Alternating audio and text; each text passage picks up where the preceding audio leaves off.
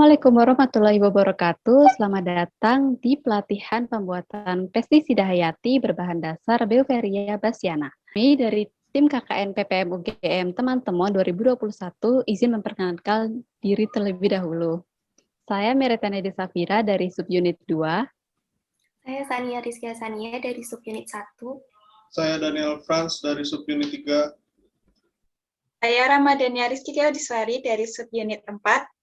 Pada video ini, kami ingin memberikan informasi mengenai pentingnya penggunaan pestisida hayati.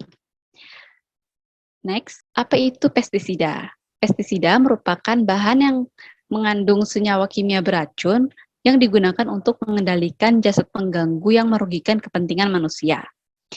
Pestisida berasal dari kata pes dan sida. Pes berarti hama penyakit secara luas, sedangkan sida berasal dari kata sedo yang berarti membunuh. Sehingga jika diartikan kembali, pestisida merupakan bahan yang digunakan untuk membunuh organisme yang hidup dan mengganggu tumbuhan atau ternak yang dibudidayakan oleh manusia. Pestisida dibedakan menjadi beberapa jenis berdasarkan jenis organisme yang menjadi sasarannya. Pertama ada insektisida, yakni pestisida yang digunakan untuk mematikan semua jenis serangga. Kemudian ada fungisida, senyawa kimia yang digunakan untuk membasmi fungi. Kemudian ada bakterisida, yakni digunakan untuk membunuh bakteri. Ada nematisida, digunakan untuk mengendalikan nematoda. Kemudian ada akarisida, digunakan untuk menghalau tungau, caplak, atau laba-laba. Kemudian ada rodentisida, digunakan untuk mencegah atau membunuh hewan pengerat seperti tikus. Ada moluskisida, digunakan untuk membunuh moluska. Herbisida digunakan untuk memberantas gulma. Ovisida untuk membunuh telur-telur serangga yang menempel pada tanaman budidaya. Kemudian ada pedukulisida, digunakan untuk membasmi kutu atau tuma. Selanjutnya ada piskisida, digunakan untuk membunuh ikan. Dan yang terakhir ada termisida, digunakan untuk menghalau serangga pelubang kayu atau rayap. Untuk peran pestisida, yang pertama, repelan, yaitu dapat meminimalisir adanya serangga pada tanaman, umumnya disebabkan oleh aroma yang kuat. Yang kedua, antividan, pestisida hayati ini mampu meminimalisir serangga dalam memakan tanaman yang telah diberi pestisida dikarenakan cita rasa yang pahit. Yang ketiga, mencegah serangga untuk bertelur. Yang keempat, atraktan atau menarik serangga ke dalam perangkap serangga. Kelima, toksik pada sistem saraf. Keenam, mengganggu sistem hormon pada tubuh serangga. Dan yang terakhir, mampu mengendalikan pertumbuhan jamur, fungisida, dan bakteri-bakterisida yang bersifat merusak tanaman. Next. Berikut merupakan keuntungan dan kelemahan pestisida hayati. Untuk keuntungannya sendiri, yang pertama cepat terurai. Hal ini dapat mengurai adanya resiko pencemaran tanah dan air sehingga resiko residu pada hasil panen juga akan rendah. Yang kedua, toksisitas pada mamalia rendah. Yang ketiga, selektivitas tinggi karena pestisida hayati ini memiliki spektrum pengendalian yang luas. Yang keempat, fitotoksisitas rendah sehingga potensi pestisida hayati untuk merusak tanaman pun rendah. Sedangkan untuk kelemahan pestisida hayati ini, yang pertama, kemampuan kerjanya lambat sehingga hasil dari penyemprotan pestisida hayati ini tidak terlihat dalam waktu yang pendek. Yang kedua, tidak membunuh hama secara langsung, namun pestisida hayati ini dapat mengurangi nafsu makan hama, sehingga hama nanti akan mati secara perlahan, atau hanya sekedar mengusir dan membuat hama tersebut tidak mau lagi memakan tanaman yang telah disemprot pestisida hayati. Yang ketiga, mudah rusak dan mudah terurai jika terpapar sinar matahari. Keempat, tidak bisa disimpan dalam waktu yang lama, sehingga pestisida hayati ini perlu digunakan setelah selesai dibuat, dan menjadi suatu hambatan untuk diperjualbelikan kepada masyarakat. Yang kelima, terakhir perlu pengaplikasian secara berkala sehingga tidak terlalu efisien dalam segi ekonomi. Yang selanjutnya adalah Beauveria bassiana ini merupakan jamur entomopatogen, di mana jamur tersebut bersifat parasit dengan cara menginfeksi serangga-serangga atau hama yang ada di tanaman. Dan kedua, memiliki ciri tubuh yang berwarna putih dan berbentuk benang-benang halus. Beaveria bassiana ini termasuk dalam organisme heterotrof atau organisme yang tidak dapat membuat makanannya sendiri. Dia akan mencari makanan di tubuh-tubuh serangga tersebut.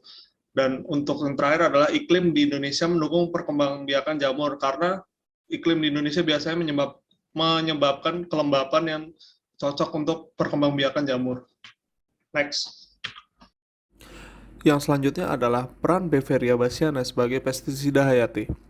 Beaveria bassiana sudah teruji memiliki potensi untuk pengendalian hama. Jamur Beaveria bassiana sangat efektif untuk mengendalikan banyak serangga, diantaranya walang sangit, belalang, warang batang coklat pada tanaman padi, kepik coklat pada tanaman kacang-kacangan, hama kutu pada tanaman sayuran, dan masih banyak lagi. Menurut Saleh, tahun 2000 mengungkapkan bahwa Beaveria bassiana menyebabkan kematian sebesar 70% pada hama ulat geraya. Dengan penambahan dedak, dapat meningkatkan kematian pada serangga sebesar 71%. Jamur Beaveria bassiana memproduksi metabolit sekunder seperti bassianin, bassiaciridin, beavericin, bassianolit, beaverolits, tenelin, dan oosperin yang dapat melumpuhkan dan menyebabkan kematian pada serangga.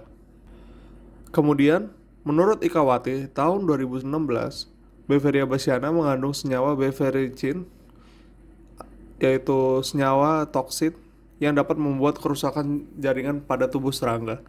Sementara hifa Beaveria menghasilkan enzim seperti kitinase, esterase, lipase, dan prototease yang dapat berperan menghancurkan kulit luar serangga atau yang disebut kutikula serangga.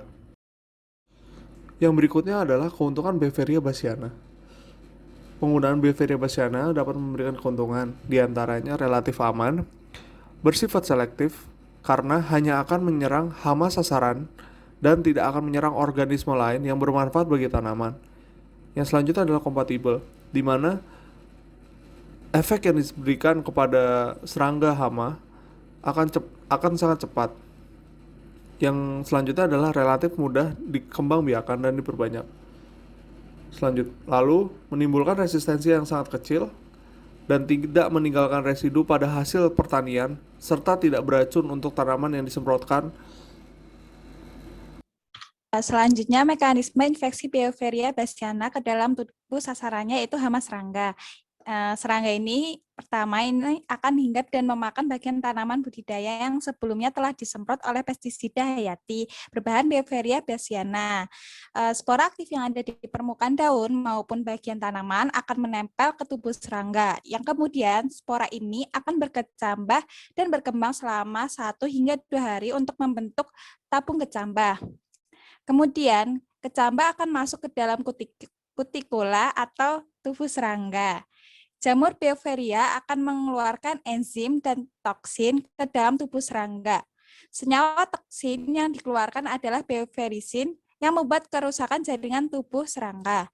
Dalam hitungan hari, jamur yang berkembang biak di dalam tubuh ini akan menyebabkan daya makan dan imun serangga akan menurun. Setelah 3 hingga 5 hari kemudian, serangga akan mati dengan ditandai adanya pertumbuhan jamur berwarna putih di permukaan tubuh serangga. Next, dapat kita lihat pada gambar 1, serangga-serangga mati akibat pengaplikasian pestisida hayati Beaveria bassiana. Selanjutnya, pada gambar kedua, sebagian tubuh pada serangga walang sangit tertutupi oleh jamur. Serangga yang terinfeksi Beaveria bassiana akan menunjukkan gejala berkurangnya aktivitas gerak dan makan.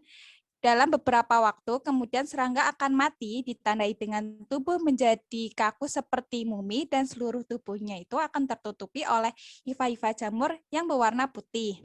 Spora dari tubuh serangga yang terinfeksi akan berpindah ke tubuh serangga sehat dengan bantuan angin, air, atau serangga yang melakukan kontak langsung.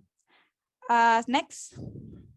Ini adalah referensi yang kami gunakan untuk menyusun materi.